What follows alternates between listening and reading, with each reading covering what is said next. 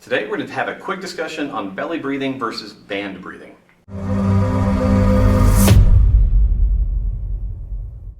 In our curriculum, we spend a tremendous amount of time talking about respiration because it is such a powerful tool for brain development, for brain activation. And I also find that there's a tremendous amount of confusion about good breathing practices just because of the huge discussion about it. But a lot of times people take shortcuts with their words in order to explain something.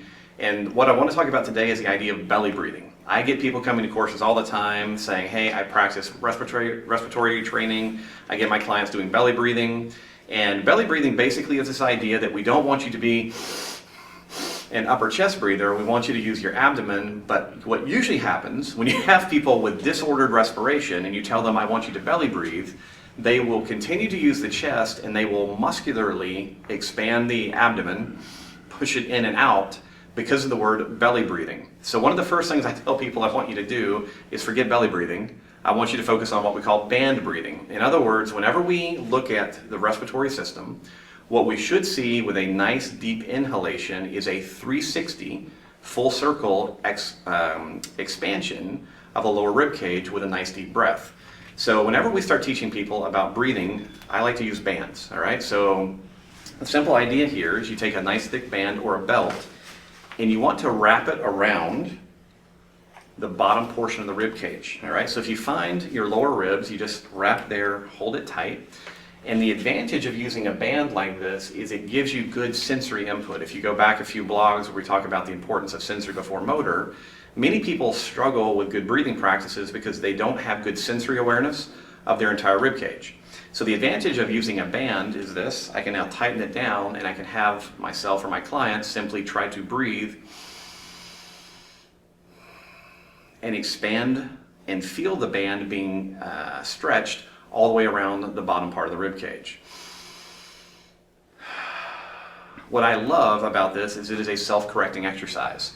Because if you're holding the band and you simply do belly breathing, all that you'll feel is your hands being pushed forward and almost as if you're being pulled into extension by the band. As opposed to a 360-degree expansion where you will feel a relatively even distribution of tension through the band. So I'm always looking for things that we can give clients to do on their own to work on their own retraining.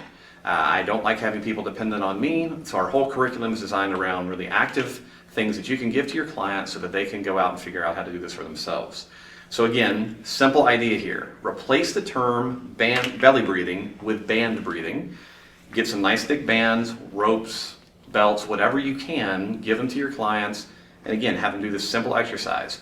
As soon as they start developing the sensory awareness of what good 360-degree inhalations feel like, you can have them then program that into their day, maybe once per hour. They take 5 breaths with a band. Remember, we breathe somewhere between 18,000 and 25,000 times a day. Most of it's unconscious.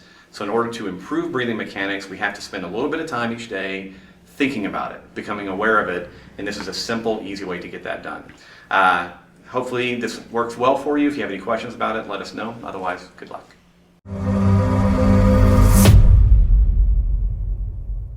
All right, last one, we're rolling. One of the things I talk tremendous.